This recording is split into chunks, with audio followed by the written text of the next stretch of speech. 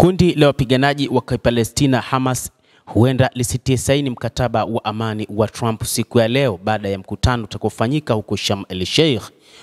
Hamas wanasema kufukuzwa kwao kutoka Gaza ni mpango wa rais wa Marekani. Huu ni upuuzi, wanasema msemaji wa kundi hilo akiwaambia waandishi wa habari. Wawakilishi wa Hamas hawatahudhuria hafla ya kutia saini mkataba wa amani unaosimamiwa na rais wa Marekani Donald Trump huko nchini Misri siku ya leo ya Jumatatu.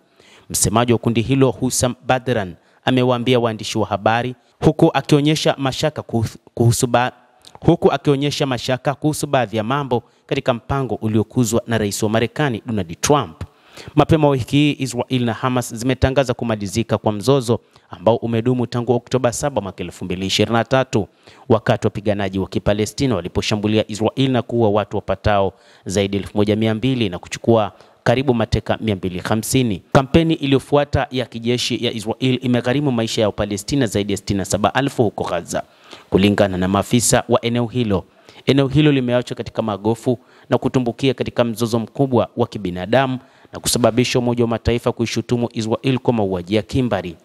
Sasa baada ya harakati za rais wa Marekani Donald Trump za kutaka kumalizika kwa vita katika eneo hilo la Mashariki ya Kati katika ukanda wa Gaza, sasa wapiganaji wa Hamas wanasema baadhi ya vipengele hawatakubaliana navyo, na hivyo kutokana na vipengele hivyo hawatashiriki katika mkutano na utiaji saini wa kumalizika kwa mapigano.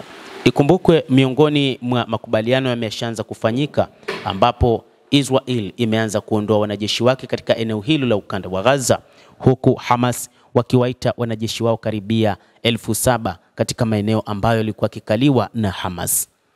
Siku ya Jumapili, shirika la habari la Al Arabiya limemnukuu Badran akisema kuwa Hamas haitahusika katika mchakato wa kutia saini.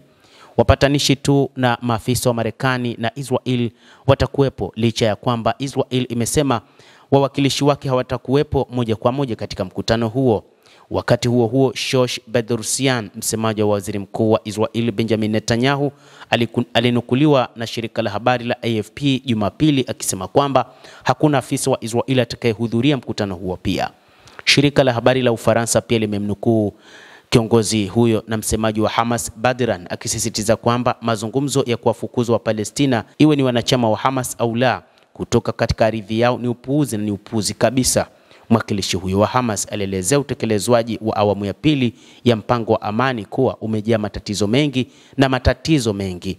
Anasema kwamba lazima kuwepo mabadiliko katika hoja 20 za kumalizika kwa vita uliotolewa na rais wa Marekani Donald Trump.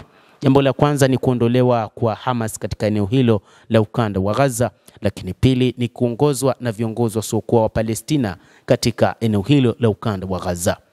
Hamas wamekataa kuongozwa na Tony Blair, waziri mkuu wa zamani wa Uingereza, wakisema kwamba ni kiongozi aliendesha mauaji katika nchi nyingi za Kiislamu na hivi hawataki kuongozwa na kiongozi huyo. Usitishaji vita wa hapo awali ulimalizika kwa upande mmoja na Israel mwezi Machi, huku waziri mkuu Netanyahu hivi majuzi akipendekeza kwamba jeshi la ulinzi la Israel IDF linaweza kuanza tena mashambulizi yake huko Gaza iwapo Hamas itakataa kupokonywa silaha. Baadhi ya wanachama wa muungano wa serikali ya Israel tayari wametoa maoni ya kupinga makubaliano yoyote dhidi ya Hamas. Makubaliano hayo yalizinduliwa na Trump mwishoni mwa Septemba, yakilenga kuwaokoa mateka 48 wa Israel waliokufa na walio hai ambao bado wanashikiliwa na Hamas huko Gaza. Israel nayo inatakiwa kuachia huru wa Palestina 250 wanaotumikia kifungo cha maisha na wa Gaza 1700 waliozuiliwa tangu mwaka 2023.